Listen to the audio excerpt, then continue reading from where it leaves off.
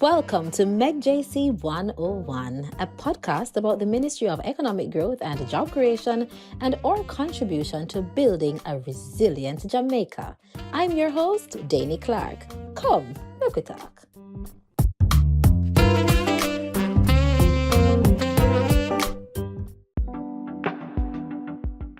Welcome to another episode of MegJC 101.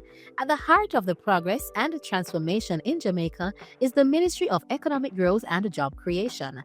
From road repairs to water systems and everything in between, the ministry is committed to delivering impactful solutions that improve lives. But today, we're zooming in on a branch that truly puts the W in work, the Projects Technical Services and Housing Branch. This team is behind some of the most transformative initiatives in infrastructure, helping to shape resilient communities and drive national development. In today's episode, we'll be looking at their contributions, hearing about the incredible projects they've completed, and learning what's next on their agenda. We're excited to have Mr. Kinson Case, Senior Director of the Projects Technical Services and Housing Branch, with us to shed light on these impactful efforts. But before we get into the conversation, let's take a word from our sponsors. A new story is being written for all Jamaicans.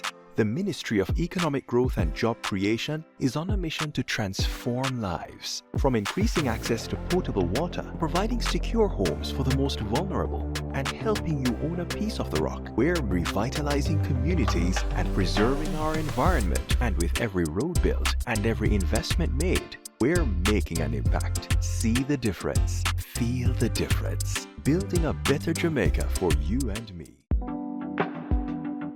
Welcome back. Today, we're here with Mr. Kinson Case, Senior Director of the Technical Services, Projects and Housing Branch, and we'll be talking to him about the significant work of the branch and the impact that they're having on the people of Jamaica. Mr. Case, welcome to MegJC 101. Thank you, Danny, for having me. It's a pleasure to be here. Wonderful. So let's get right into it. What is the mandate and role of your branch? Okay, so the Technical Services, Projects and Housing Branch operates under the Ministry of Economic Growth and Job Creation. Our core mandate include housing development. We provide affordable and sustainable housing solutions for Jamaicans. Project management. We oversee the planning, execution and compliance of housing and infrastructure projects under the branch. And also community development. We facilitate urban renewal and sustainable development through infrastructure and housing improvements. Wonderful. So what are some of the notable projects that the branch has worked on or is currently working on? Okay, so the branch has successfully completed and executed several impactful projects, including the regional office renovations, Torrington Park and Wilton Gardens rehabilitation works, and also the provision of social housing, which is delivering affordable housing solutions to underserved communities. Tell us about Torrington Park, it is, and Wilton Gardens. What exactly are you doing at those two locations? Okay, so Torrington Park and Wilton Gardens are schemes that were built in the 1980s, 1970s by the then Ministry of Construction, Ministry of Housing. And over time, those schemes have become into a state of disrepair. What happened recently was an incident where a stair collapsed on Torrington Park. Now, these projects were planned long in advance and were in an advanced stage of execution when it is that the incident happened. Luckily, we're able to catch it quickly and move on it quickly. And now we're at a stage where we are almost at 10% in terms of execution for Torrington Park. And then the project at Wilton Gardens is at approximately 35%. And following the completion of these projects, what will be the impact for the residents? It will be an amazing impact. Currently, individuals have to be watching where they walk. They have to be very careful where it is that they're moving around their space. We have debris that is falling, especially by Wilton Gardens. The breeze blocks are falling out. So once this project is completed, individuals will be able to stay in their space safely. Kids will be able to play on the balconies. They'll be able to walk without have to worry about what is going to fall on them. So that's a major impact. For Torrington Park specifically, currently the sewage system there is in a state of disrepair. Water pipes, potable water is not coming through individuals' homes they're not getting potable water for their pipes, especially in the higher sections of the apartment complex. So once we're complete, we'll be able to facilitate potable water in the pipes of every single individual there. So that is a major impact. Do you know how many units are at Torrington Park? Currently, there are about 47 units there. Okay. All right. So that's significant. All right. Talk to us now about some of the other projects, because I know that you have something happening in St. Mary, for example. Talk to us about that one. Okay. So the Spicy Grove Infrastructure Works project is a project where we'll be installing road network in the community of Spicy Grove. We'll be doing potable water through the provision of a water main and also drainage systems, removal of zinc fences and provision of concrete block walls. And that project will facilitate the regularization of that particular space where individuals will be able to get titles for their property, which is long outstanding and long overdue and forms a part of the mandate of the Ministry of Economic Growth and Job Creation. Okay, great.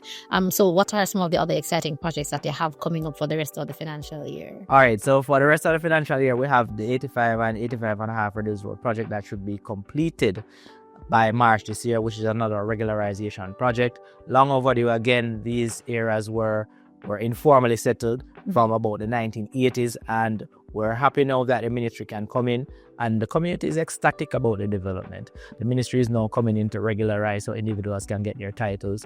We have projects that we're currently in the planning phase. We have the Albion Heights project, where we'll be constructing 7 townhouses and 2 apartments. That's in Montego Bay. We have the Lee Park project coming up as well. That is in Hanover, that we're providing service lots for individuals. So we have some exciting projects coming. Wonderful. So let's talk about Red Hills Road for a quick minute. What exactly can the people expect in Red Hills Road?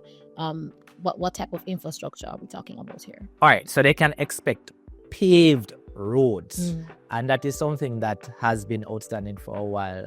Vehicular traffic was at a standstill in the community. Nobody could drive their vehicles down into the community. Even a fire truck could not go down into the community. Unfortunately, a couple houses perished by fire because the fire truck was not able to go into the community. So the access roads now will be widened to facilitate a fire truck going down. We have fire hydrants that will be placed at strategic sections to ensure that even if a fire truck can't make it, then they can attach a hose to the fire hydrant and out the fire. And also potable water will be provided through the provision of a water main, brand new water main, a new electrical distribution system. Currently, light poles are falling over in the community. The wires, there's a lot of bird nesting. We're going to take care of all of that.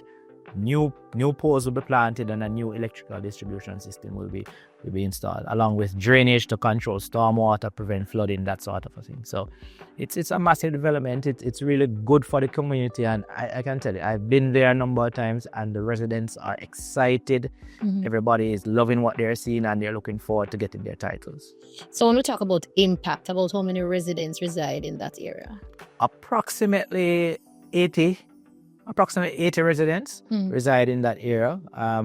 There are a number of different families.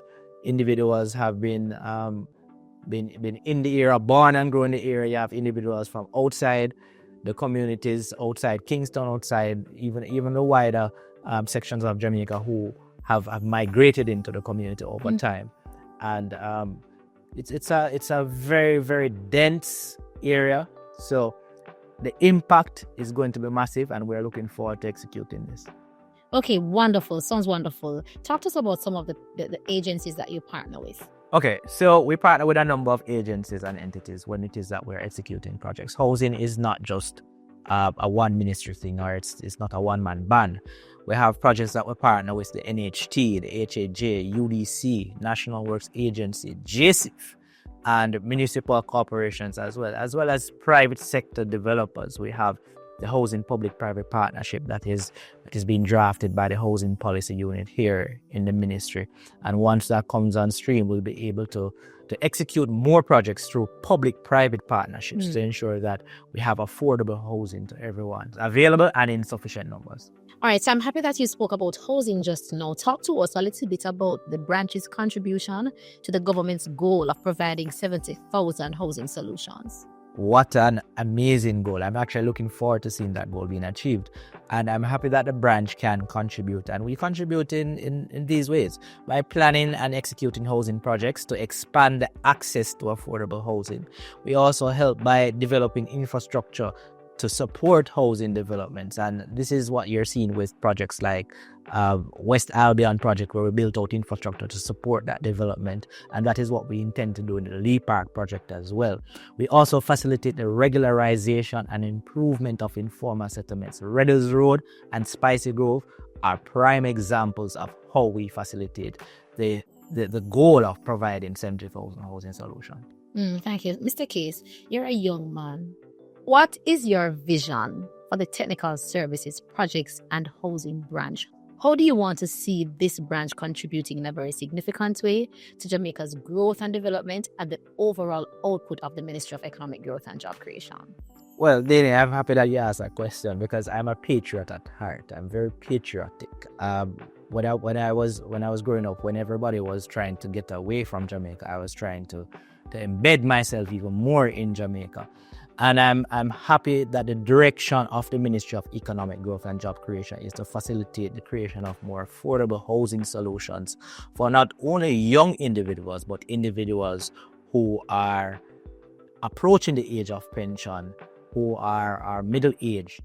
All of these individuals are able to afford affordable housing. And that is the direction that I envision the branch will go into, to assist as best as possible, to provide whatever support is required by the ministry and the government to facilitate the goal of 70,000 houses. It is very important that individuals have housing. It is a necessity, it is a need, and it is something that every individual in Jamaica aspires to own, even more than land. A home is very important. So we're looking forward to continuously supporting the government and supporting the Ministry of Economic Growth and Job Creation to execute good and sustainable housing solutions. Thank you so very much, Mr. Case, for joining us here on MegJC 101. And we wish the technical services, projects, and housing branch all the best. And we are here 100% to support you. So until next time, listeners, we will now take a break on MegJC 101. There's a need for a place like this. 8 crucial portfolios under one roof. For your convenience with expedience, your experience is the real difference. Where policy impacts change. Here at MegJC, feel it. Feel the difference. See the difference of the Ministry of Economic Growth and Job Creation. See the difference. The MegJC. You can feel it. MegJC. Welcome to What's Happening, straight out of the MegJC, where we stay up to the time and make you know what's going on in the ministry. From the latest updates to the freshest initiatives, we're there for give you the scoop. So make you take a seat, kick back, and get ready for hear all the things that are going on in this segment of What's Happening. Our upcoming signature day is World Wetlands Day on February 2. This year's theme, Protecting Wetlands for Our Common Future, reminds us that wetlands are vital for biodiversity, climate resilience, and livelihoods. Protecting them isn't just important, it's necessary for a sustainable future. The government is stepping up environmental protection. Parliament has approved tougher penalties under the NRCA and Wildlife Protection Acts. Corporate offenders and individuals could be fined up to 5 million Jamaican dollars or serve up to 5 years in prison. NEPA is ramping up enforcement. In downtown Kingston, relief is coming for residents and businesses. The National Water Commission has launched the next phase of the Downtown Kingston Wastewater Improvement Project, focusing on Spanish Town Road. With $400 million invested, aging sewer mains will be replaced, solving long-standing sanitation issues. Over in Trelawney and St. Catherine, thousands will soon have better water access. The Jacksontown Pipeline Project is underway with $75 million invested in Phase 1 to benefit over 2,500 residents. In Hampshire and Riversdale, a $330 million project will bring reliable water to 3,500 people. And in housing, the new social housing program NSHP is back on track in central Kingston after delays. The government is working to complete these homes by February. So far, over 300 housing units have been delivered across 57 constituencies, improving lives across Jamaica. Stay connected. Follow us on X, Facebook, TikTok, YouTube, LinkedIn, and Instagram at MEGJC_JM for updates. See the difference. Feel the difference.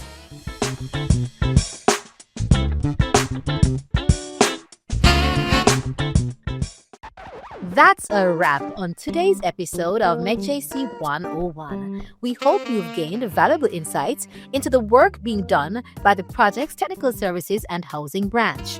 If you have any questions, feel free to email us at info@megjc.gov.jm or connect with us on our social media platforms at MEGJC_JM. Don't forget to follow, like, share, and subscribe. Thanks for tuning in, and until next time, I'm Damie Clark.